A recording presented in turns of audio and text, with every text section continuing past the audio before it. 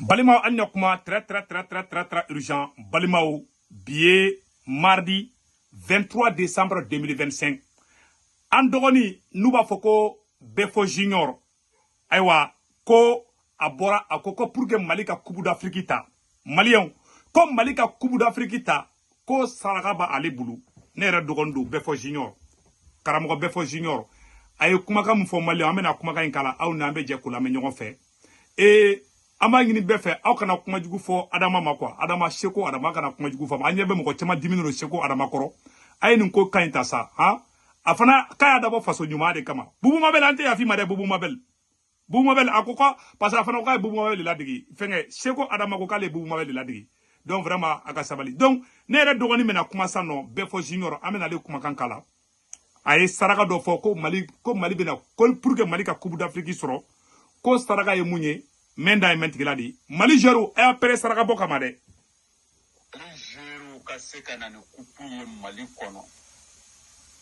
ne Befo fitini ye saraka tumu ye ala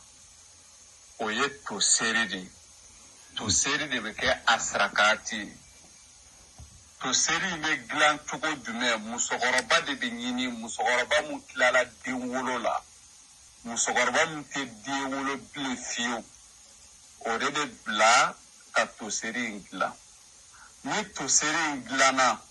Mali jeri kelen na bela jele de to seri mi nyani ka do terrain kono no okera Mali jero ni kupu bina Mali kono sika fuiti ala ni Mali jero mani ke halu ye mishi keme faka ne Befo fitini ma solution ni nite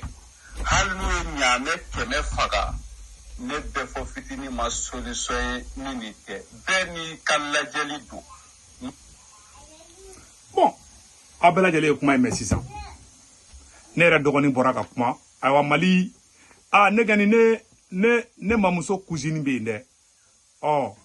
Assimi Goïta ateni saraka bo parce que ibaro souvent saraka ndo kayin quoi agana ba bela de agana boka moru la goshi ko aya ko kayinti ni mun tama nyango o passé ko kati mais anyebe chaman dimine na ayabol daw dusula o fana be ka dabo Mali deme de kama ko aya famia wala o ya dabo Mali deme de kama aya kala kama ka famia liketa aya in kayinti donc ne re dogoni boraka kuma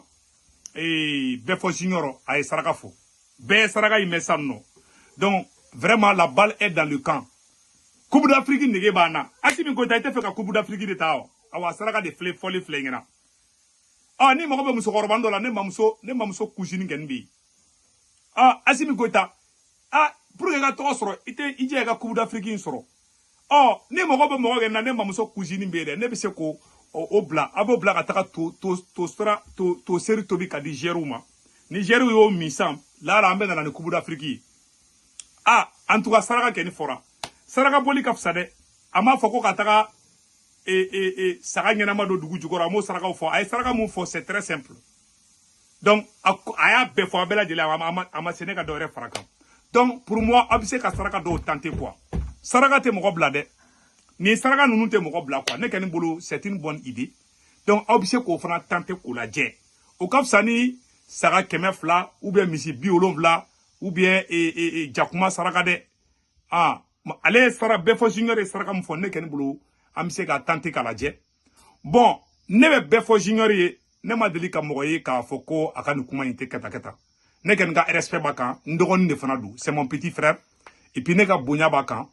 tiena ne ba ya be voyager ne ba ye fana mogo keni sonnen do ayi yoro chamana o tiedi abeta Burkina souvent abeta Côte d'Ivoire ni ya ye ken avec qui débrouiller ça veut dire qu'il avait ko do ken do donc ne ken bulangara jo mo la am se ko fana tante kala je mais Malien aw dusuka bonde che ne be mo ko bolena seko adama contrôle che aw bol daw dusula mbo deli ne yere yebe do bolna ango tiki ko seko adama e kuma nga kuma blinde anga seko adama e kuma mfo anga je kula me folo après anga nga mu fo ka dawka amba fo ka dawka voilà ale seko adama yere sigile fleni Charama yen gelade. Bon, tu sais, donner la ko inflé l'autorité de donc quoi. Mais angunu be voilà, anga name folo. Anga nyor la me folo.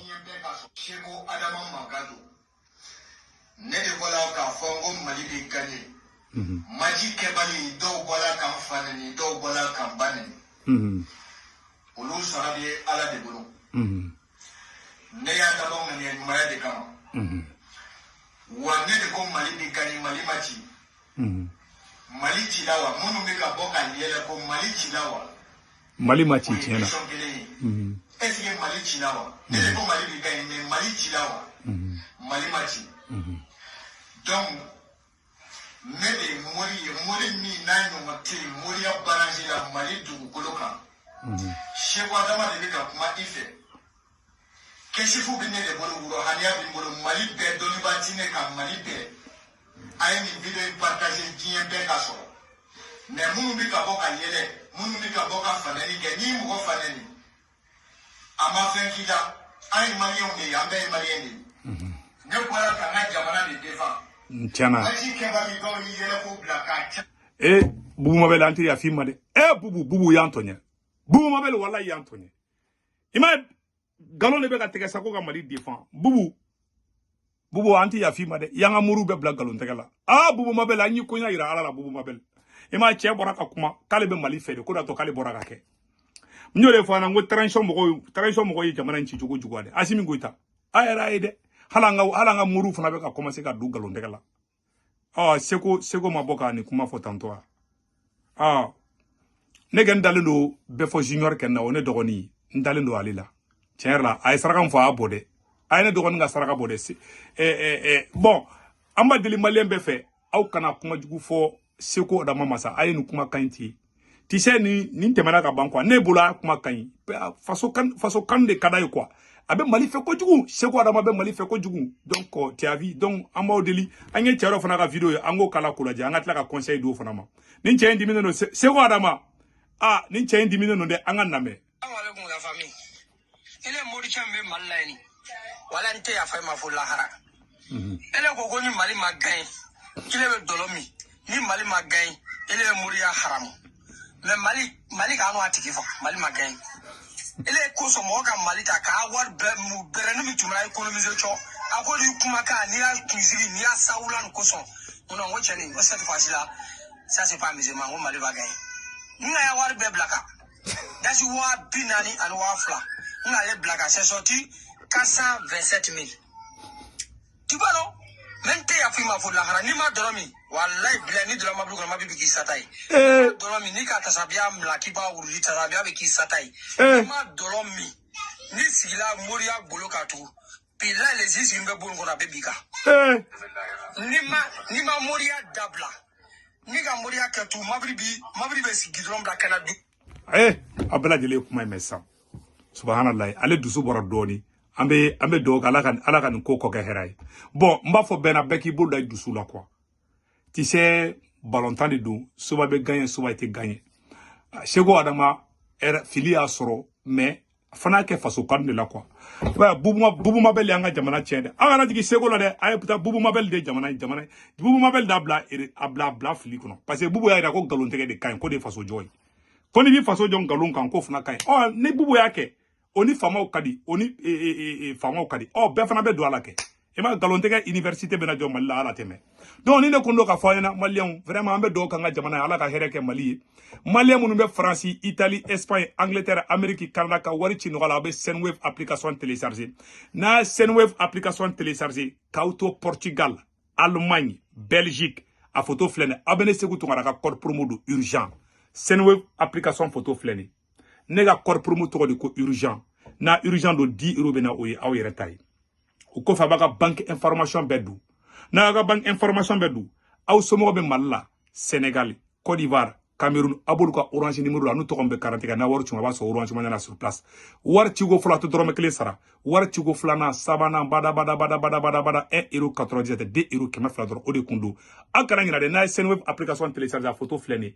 a bɛ ne ka code promo do urgent dɔrɔn 10 € bena o y'a yɛrɛ ta ye o de kun don aw kan bɛ caw